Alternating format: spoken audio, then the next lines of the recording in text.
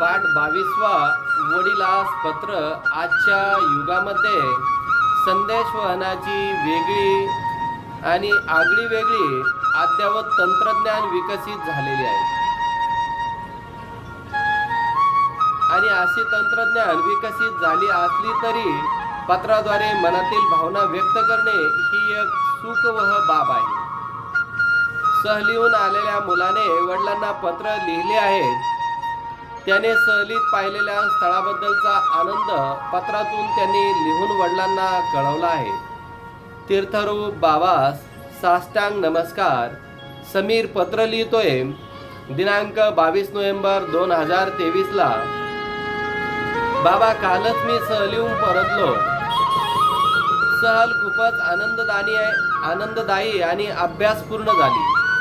खरंच बाबा, या सहलीमुळे मला महाराष्ट्रात खूप किल्ले आहेत हे कळले. महाराष्ट्रामध्ये किल्ल्यांचे राज्य आहे हेही मला उमगले आहेत. बाबा, मावळातील सह्याद्रीच्या अतिउच्च शिखरावर वसलेला राजगड आम्ही बघितला. अहो, या राजगडाला गडांचा राजा आणि राजांचा गड असे देखील म्हटले जाते. सहलीला जाण्यापूर्वी शाळेत शिक्षकांनी आम्हाला राजगडाची प्रतिकृती दाखवलीही होती. त्यांनी सांगितले 1646 साली छत्रपती शिवाजी महाराजांनी राजगड ताब्यामध्ये घेतला होता. हा किल्ला जुना आणि दुर्लक्षित, ओसाड पण बळकट होता. इतकेच नव्हे तर तो अति उंच असून अवघड अशा डोंगरावर आहे बर का बाबा. बरं का बाबा, रायगड प्रमाणे राजगड सुद्धा छत्रपती शिवाजी महाराजांच्या राजधानीचे ठिकाण.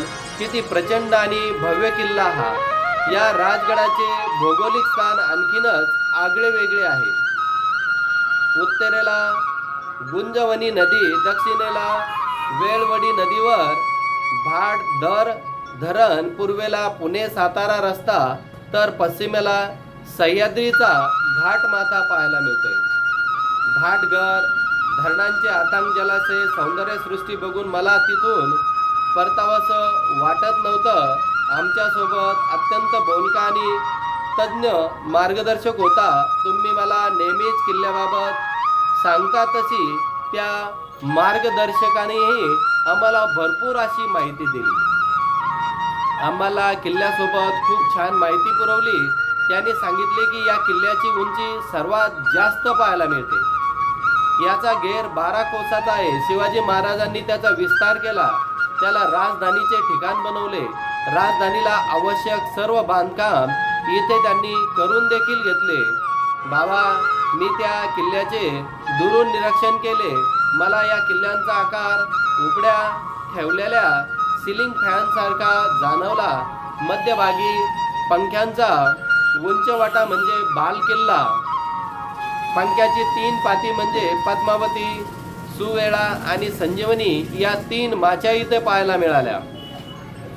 किल्ल्याला देखणा व प्रसन्न परिसर लाभला आहे. परिसरात पर्यटकांची अनेक फलक लावलेली पाहायला मिळतात. मी सर्व फलक देखील वाचले.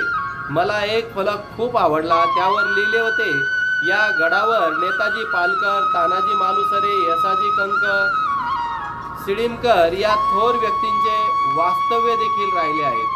राजगडाने शिवाजी महाराजांच्या हिंदवी स्वराज्याचे स्थापन कार्य पाहिले.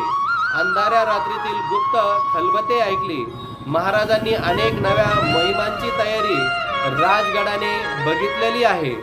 अफजल खानाशी लढण्याचे बेत राजगडावरच ठरले आहे. पुरंदर पायथ्याशी तह करण्यास महाराज राजगडावर गेले होते. महाराज आग्र्याहून सुटून वैराग्याच्या वेशात परत आले. ते या राजगडावरच वापस आले होते.